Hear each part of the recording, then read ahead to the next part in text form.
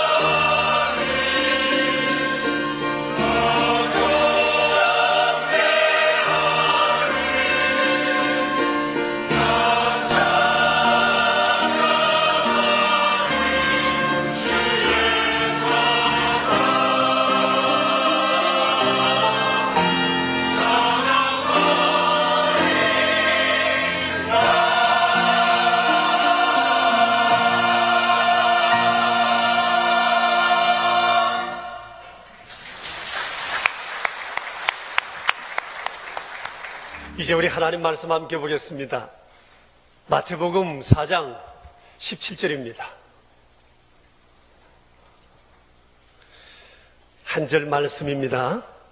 살아계신 하나님의 말씀, 이제 우리 함께 받들어 읽겠습니다. 4장 17절 같이 받들어 읽겠습니다. 이때로부터 예수께서 비로소 전파하여 이르시되 회개하라, 천국이 가까웠느니라 하시니라. 아멘. 교육사역팀 여름 사역이 이제 대학팀과 미국의 영업 캠프팀을 남겨놓고 어느 정도 마무리가 되어가고 있습니다. 그동안 사역의 현장들을 돌아보면서 마음에 얼마나 감동이 컸는지 모릅니다. 바라보고만 있어도 아름답다, 거룩하다는 생각이 들었고 그렇게 던던할 수가 없었습니다. 한간에서 말하는 청소년들과 아이들에 대한 부정적인 모습을 우리 아이들에게서 찾아볼 수가 없었습니다. 그래서 그 모습을 보면서 주님 앞에 내내 기도했습니다. 주님, 이 모습 이대로만 자라게 해주십시오. 끊임없이 그 기도를 하고 또 했습니다.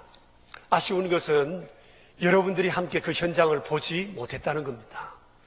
아마 여러분들께서 그 현장을 보셨더라면 우리 아이들을 위해서 뭐라도 해주고 싶은 마음이 있지 않았을까 생각합니다.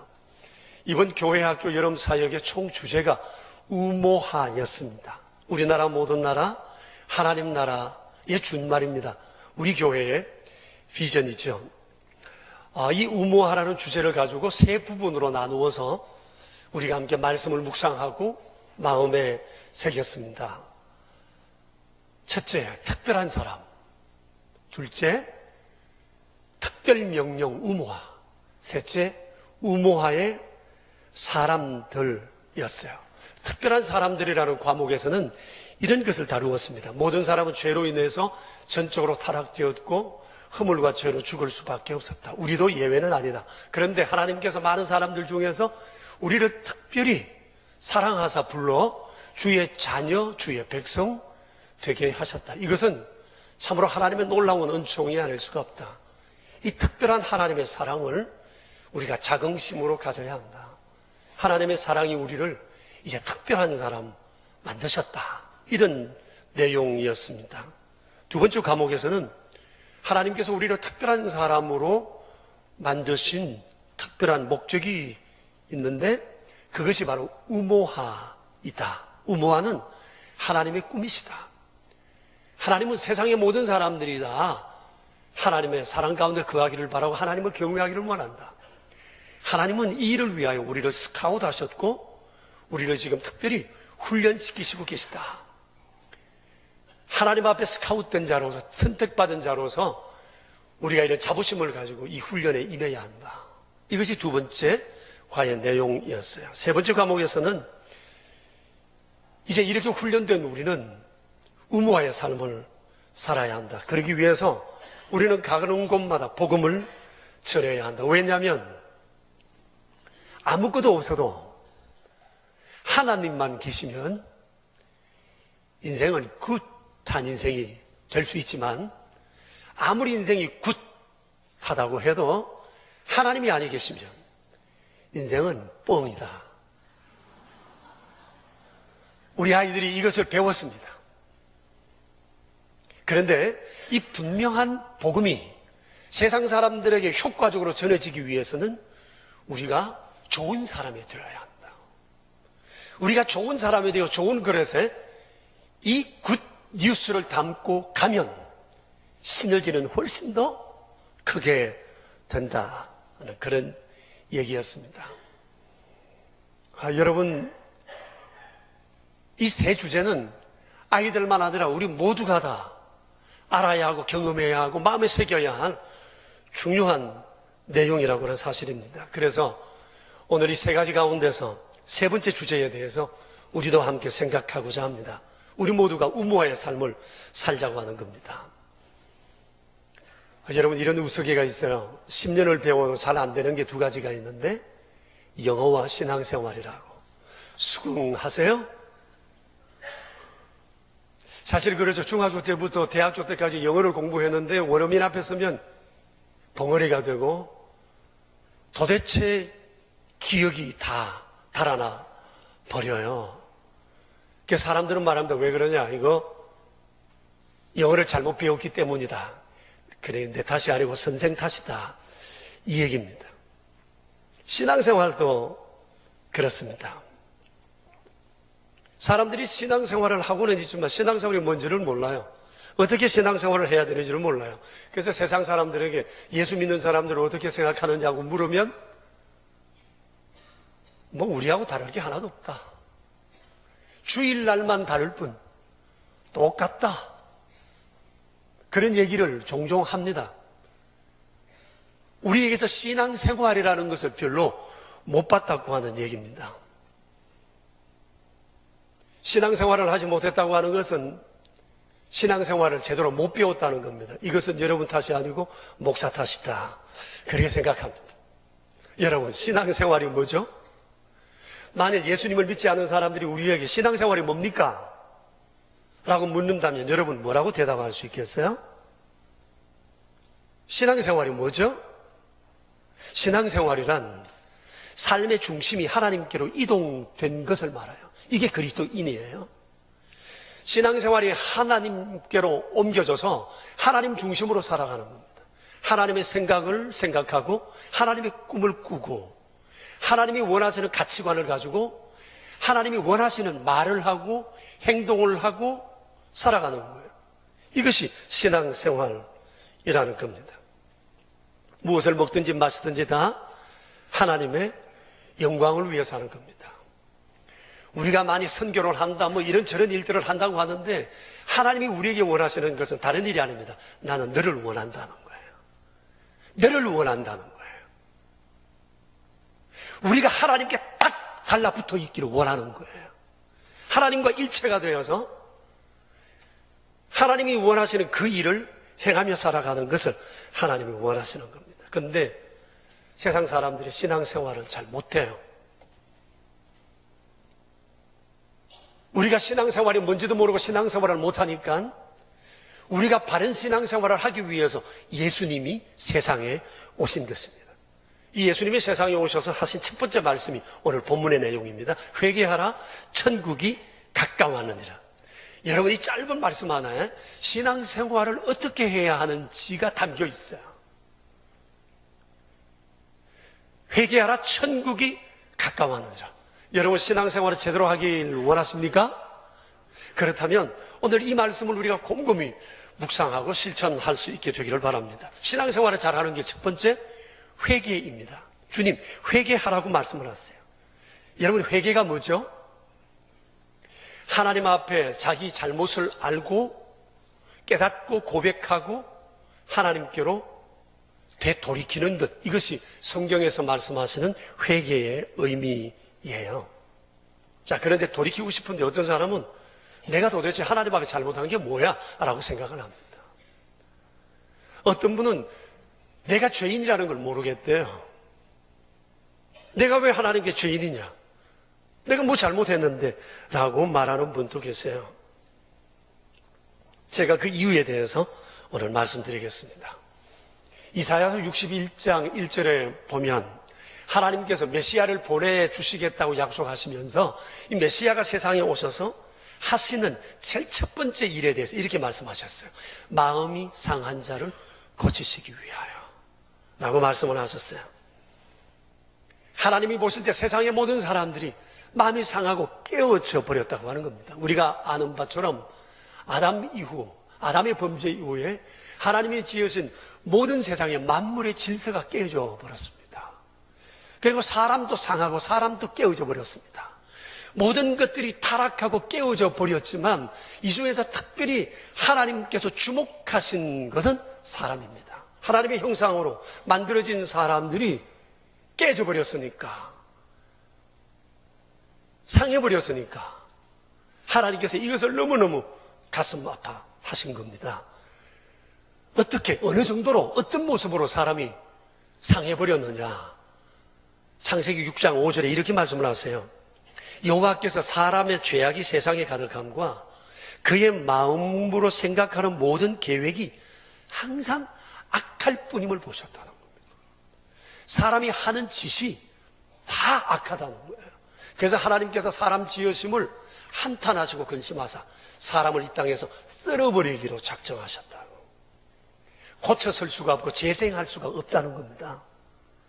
그래서 하나님께서 사람을 없이 하기로 작정을 하셨다. 그만큼 사람들이 못 쓰게 되었다는 겁니다.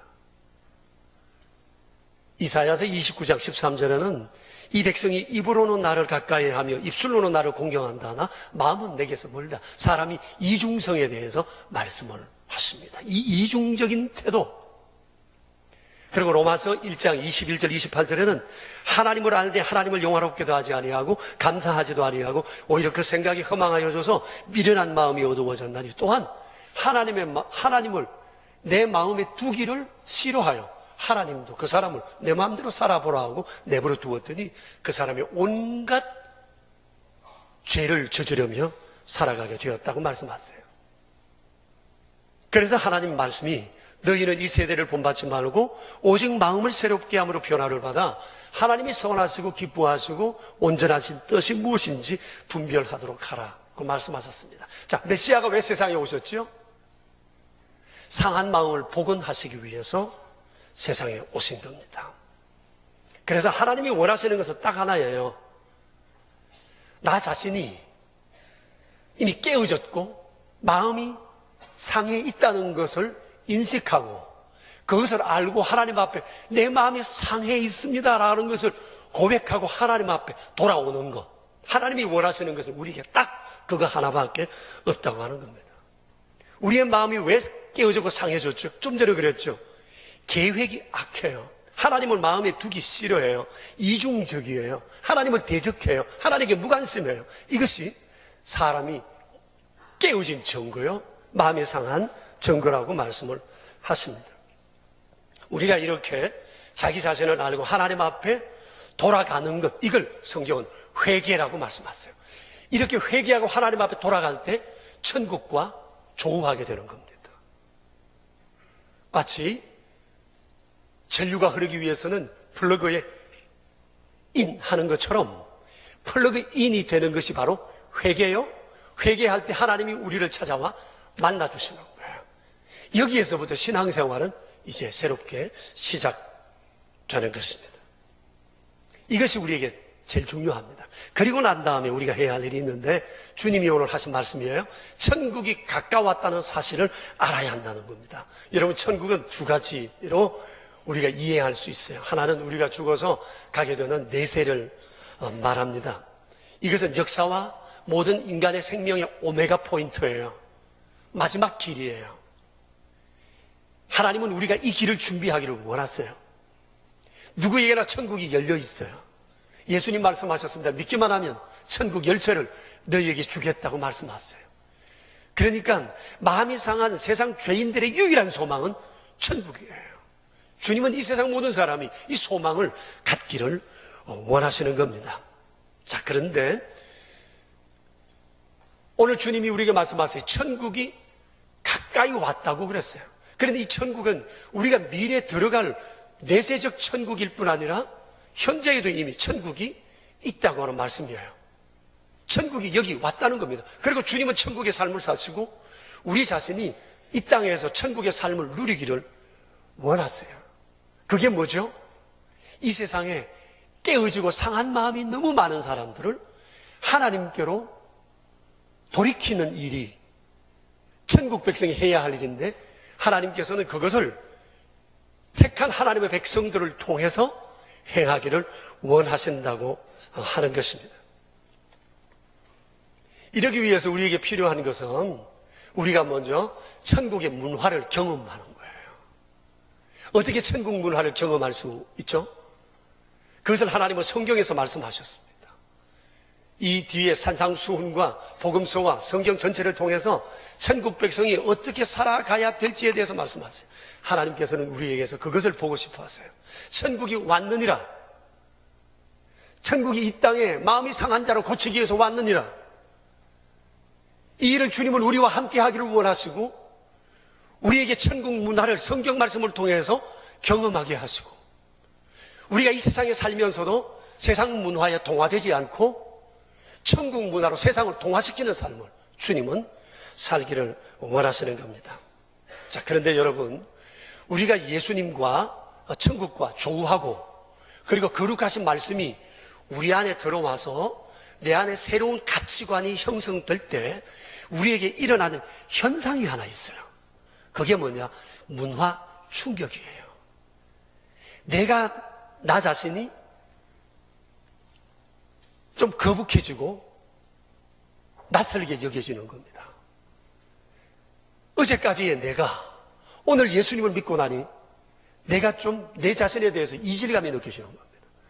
우리가 예수님을 믿기 전에는 세상에 살아가는 모든 그 가치관을 즐기는데 별 부담이 없었어요. 그런데 예수님을 믿고 나면 그게 잘못되었다는 사실을 알게 돼요. 이렇게 살면 안 되는구나. 내가 틀렸구나. 내가 잘못 생각했구나. 이런 깨달음이 온다는 겁니다. 이것이 소위 주 예수 그리스도를 믿을 때 우리 안에 생기는 문화 충격입니다.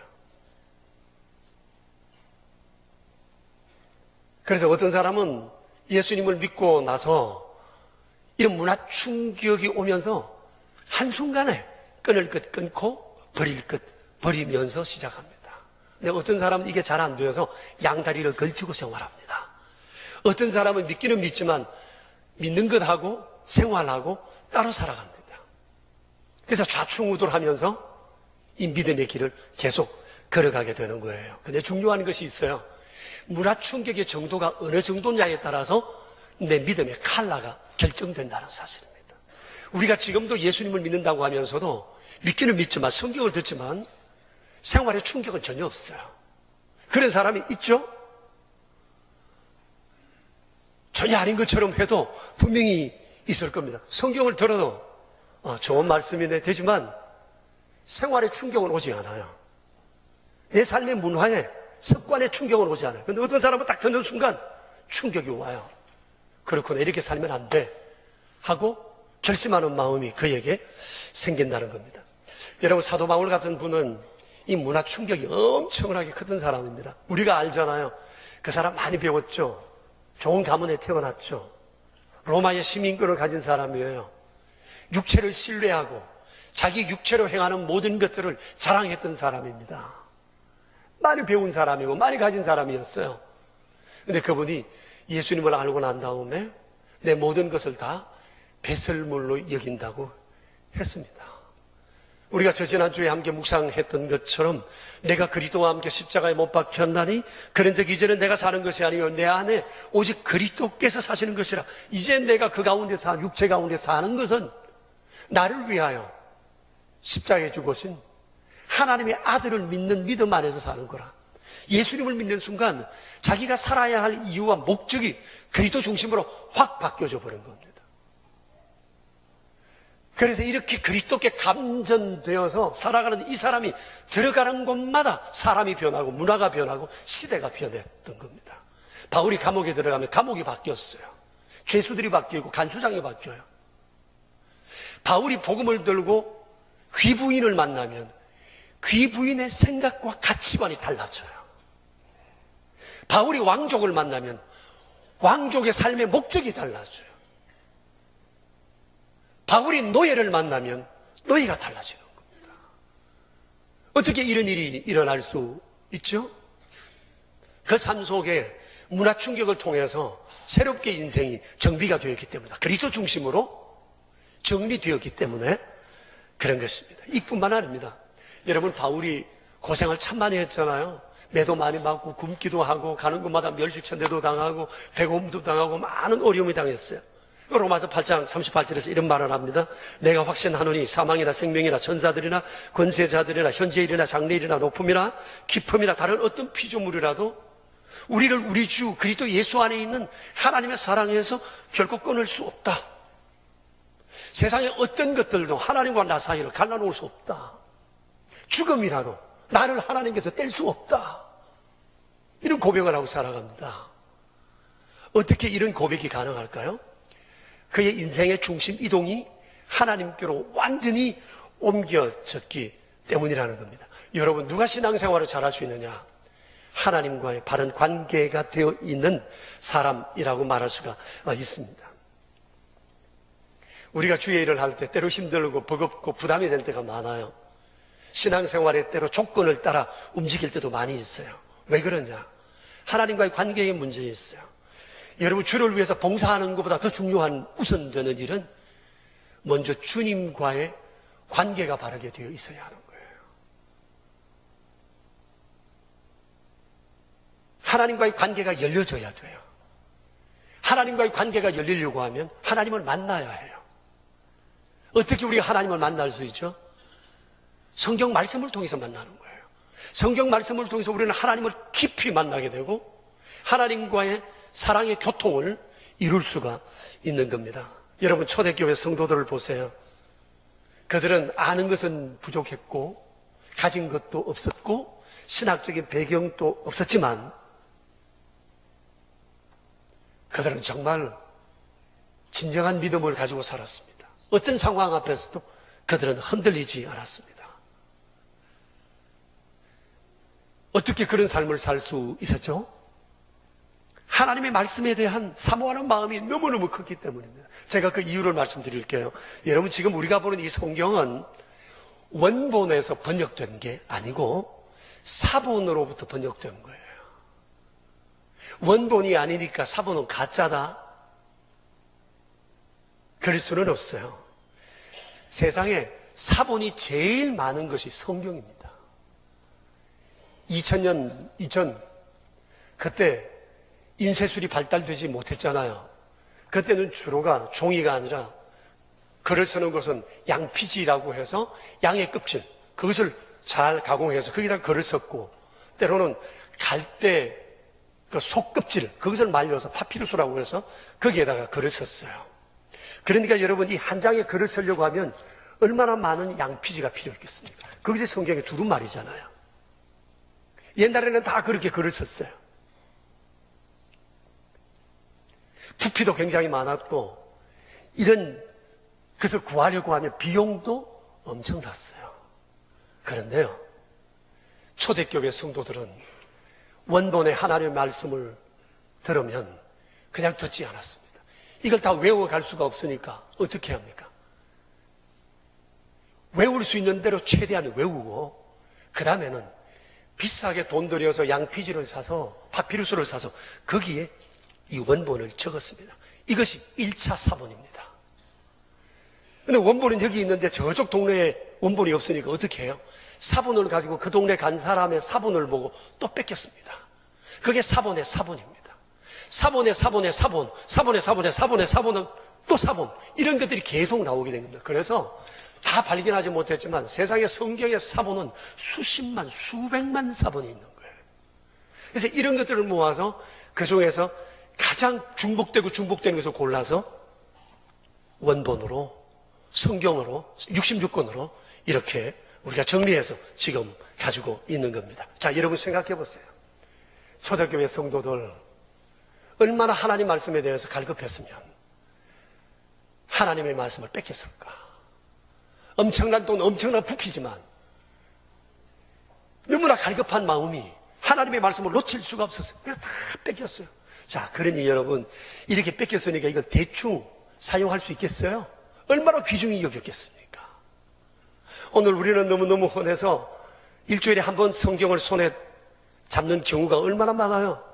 그런데 초대교회 성도들, 내가 사본으로 뺏긴 것을 이걸 어떻게 소중히 여기지 않겠습니까? 매일 보고 또 외우고 자랑하고 소중히 여기고 이 말씀대로 살려고 얼마나 노력을 했겠어요. 그래서 사도행전 17장 11절에는 이렇게 말씀하고 있습니다. 베레아에 있는 사람들은 데살로니가에 있는 사람들보다 너그러워서 간절한 마음으로 하나님의 말씀을 받고 또 말씀이 그러한가 하여 날마다 말씀을 상고했다고 말씀을 하십니다. 하나님의 말씀을 자꾸만 듣고 뜻이 무엇인가 생각하고 하나님의 뜻은 어디에 있는가 생각하며 그 길을 따라 살아갔다는 거예요. 그러다 보니까 말씀이 하나님과 성도들 사이를 매개시켜주고 말씀 속에서 하나님을 경험하고 하나님 사랑 속으로 깊이 들어가고 하나님과의 관계가 아주 돈독해지면서 신령한 삶을 살아가게 되었던 겁니다. 그러니 여러분, 우리가 하나님과의 관계를 깊게 하는 길은 하나님의 말씀이에요. 하나님의 말씀을 사모하고 하나님의 말씀을 깊이 묵상하고 하나님의 말씀을 실천하는 겁니다. 우리 한국 교회가 지금 130여 년을 지내오면서 큰 부흥을 경험했던 때가 1907년 평양 대부흥 운동이라고 일컬어지고 있어요. 1907년 1월 2일부터 1월 15일까지 2주간 동안 사경회가 열렸습니다. 하나님 말씀을 배우는 기회가 열렸습니다. 장대현 교회입니다. 그때 모인 남자들 숫자만 1,500명입니다. 1,500명 들어갈 수 있는 예배당이 만들어진 거예요. 이게 장대현 교회입니다. 지금 이 장대현 교회 터 위에 김일성의 동상이 서 있습니다. 평양에. 여성들이 오고 싶었지만 장소가 좁아서 오질 못하고 여성들은 따로 사경회를 가졌어요. 이 1907년도 평양 장대현 교회에 있었던 이 사경회를 통해서 놀라운 변화들이 일어났어요. 어떤 사람은 수백 리에서 걸어서 왔고 모든 경비는 스스로가 부담해서 거기에 왔습니다. 클라이막스가 14일 날 저녁이었는데 저녁 8시에 시작한 집회가 새벽까지 계속되었습니다. 하나님의 말씀을 새벽에나 끝났어요. 새벽에 끝나고 성도들이 함께 모여서 기도를 하려고 하는데 말씀을 듣다가 말씀 앞에 강한 충격을 받은 길선주 목사가 일어나서 참회를 했어요. 제가 형제들을 질시했습니다. 형제들을 제가 무시했습니다. 그리고 브라이아 선교사를 제가 몹시 미워했습니다. 그리고 저는 아간과 같은 자입니다. 1년 전에 제 친구가 세상을 떠나면서 자신의 재산을 제게 맡기고 미망인을 돌보아 달라고 했는데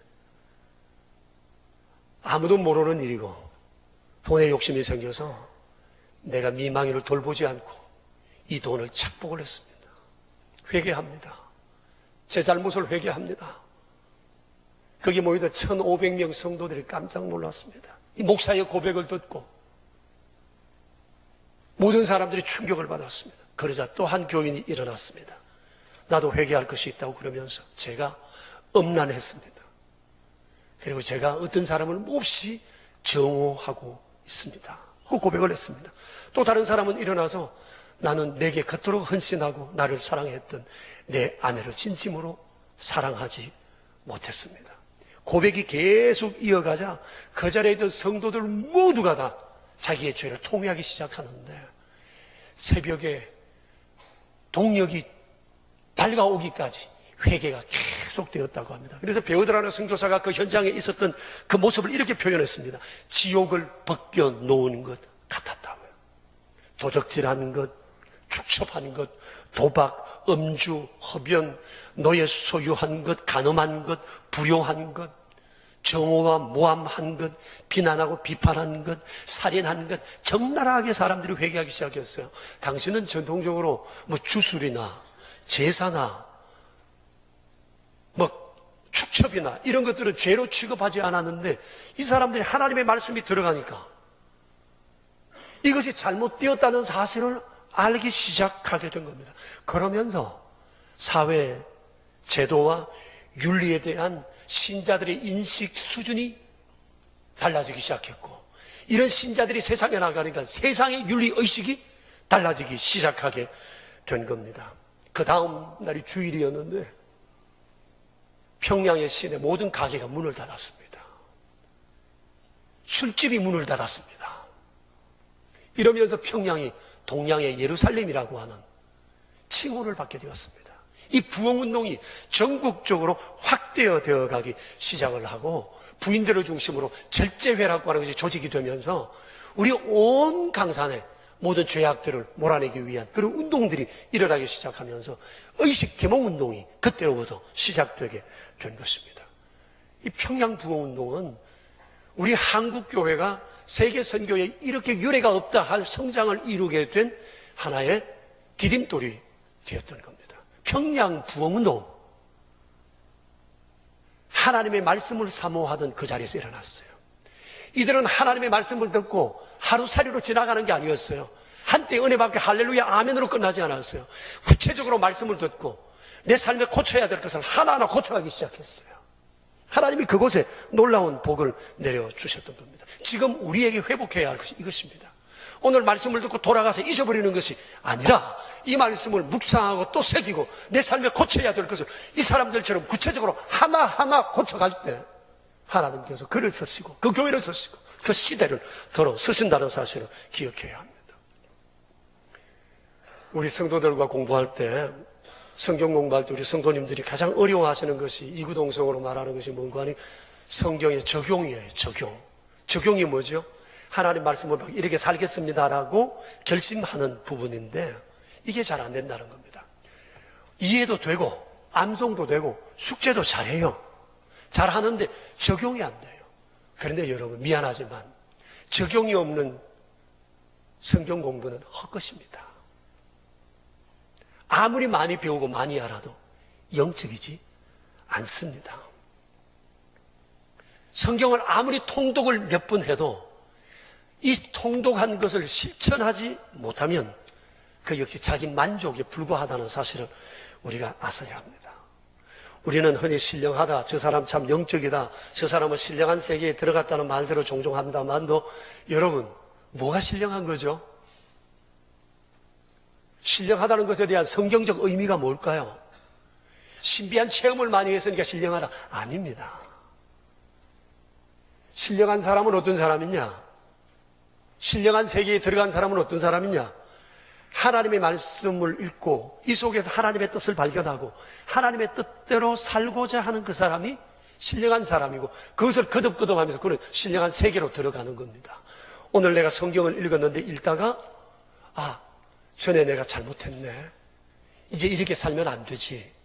이제 내가 깨달았으니 바르게 살아야지. 이게 주의 뜻이야 생각하고 가는 것이 곧 신령한 세계를 사는 사람이라고 하는 것을 우리가 기억해야 할 것입니다.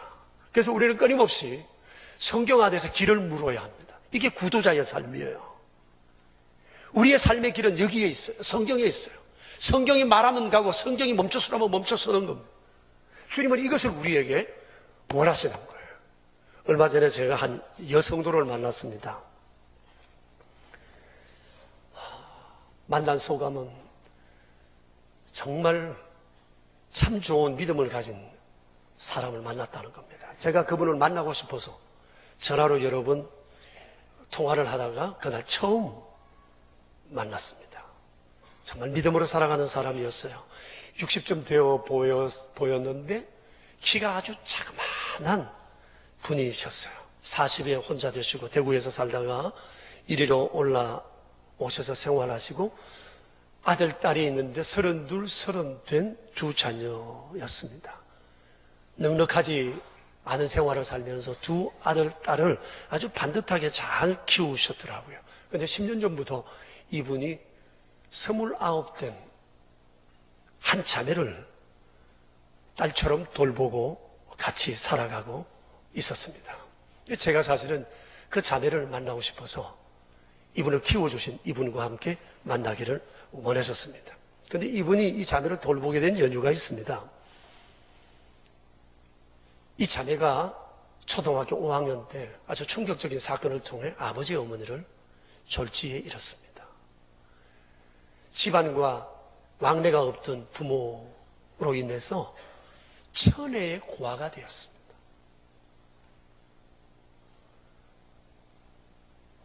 그래서 이 아이가 초등학교 5학년 때 고아원에 갔는데 그때 이 성도님이, 여자 성도님이 그 고아원에 부엌에서 일을 도와주면서 생활을 꾸려갔습니다.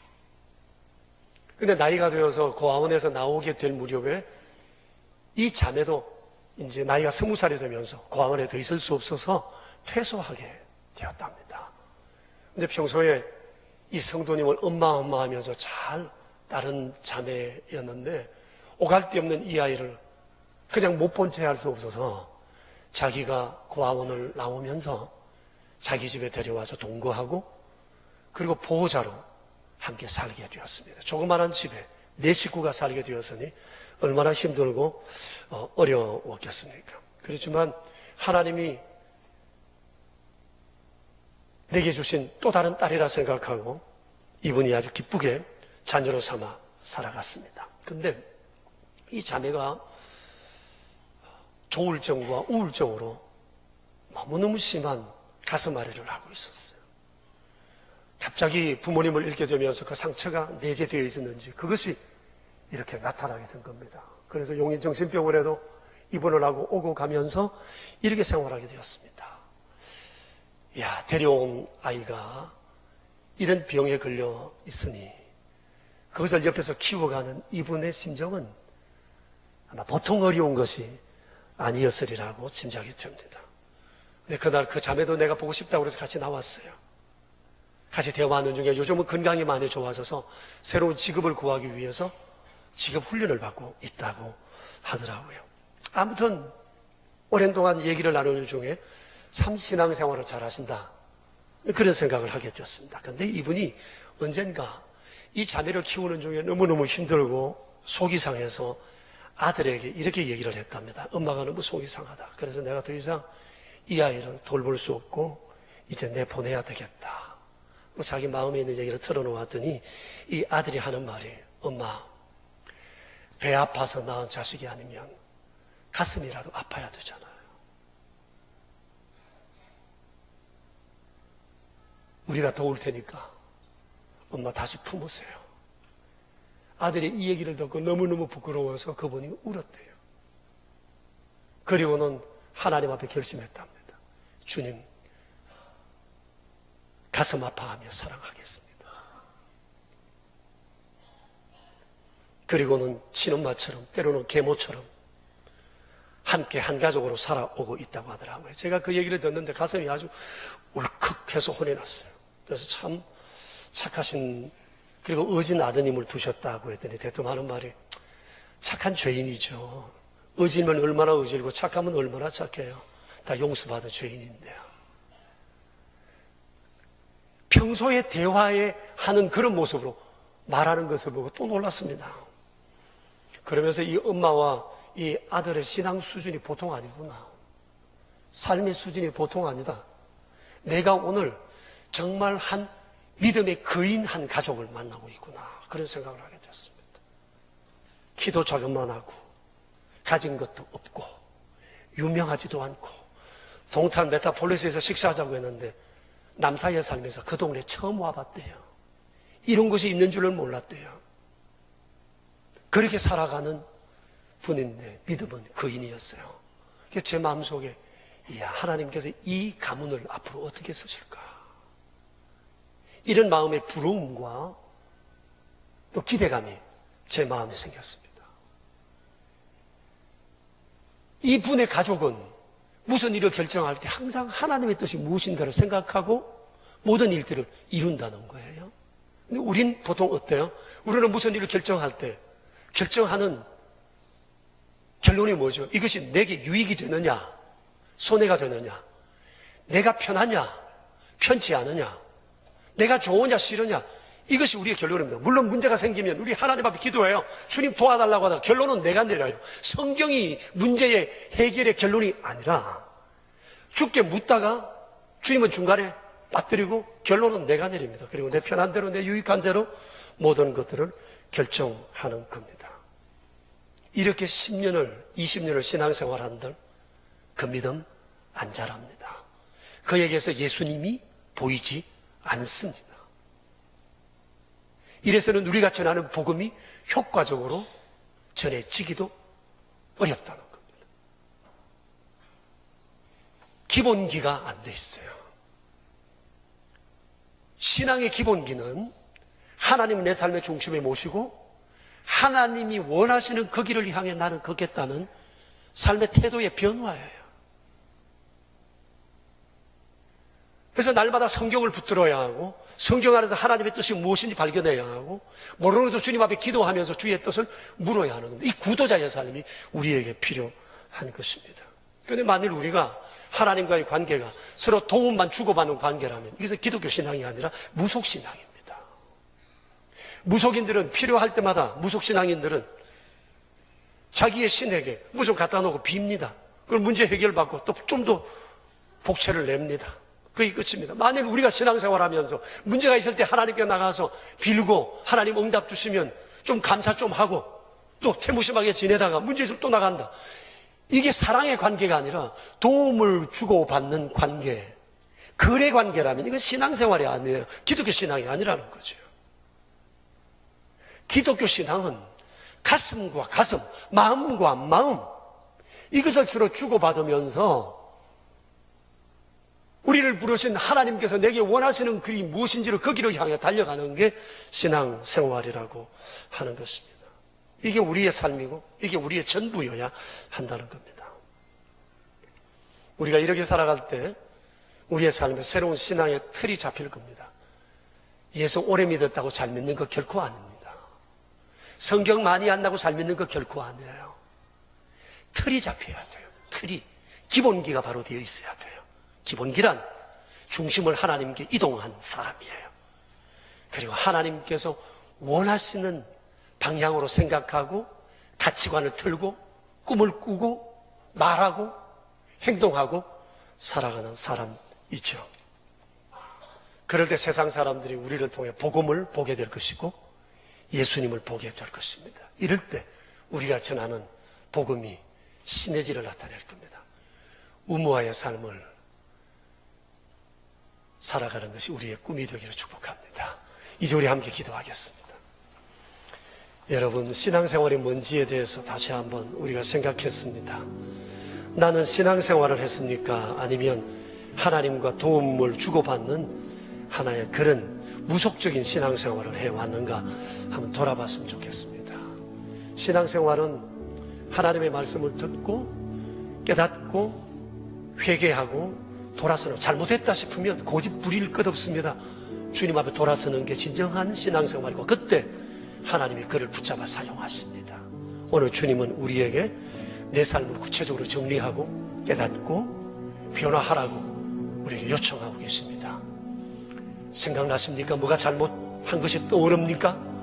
주님의 부르심이라고 생각하시고 1907년도 평양 장대연 교회에서 있었던 그 처절한 회개가 우리 가운데 있기를 바랍니다. 하나님 반드시 손 놓지 않고 도와주실 겁니다. 우리 하나님 앞에 이 시간 함께 한 2분 정도 기도하며 나가겠습니다.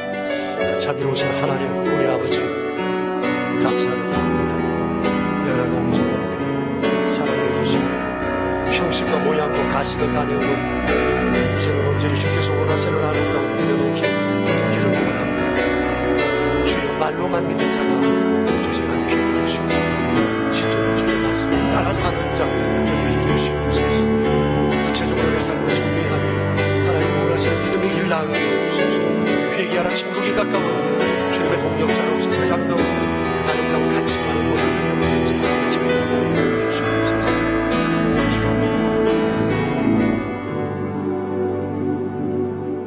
신앙생활이 뭐냐? 주님 오늘 우리에게 말씀하셨습니다.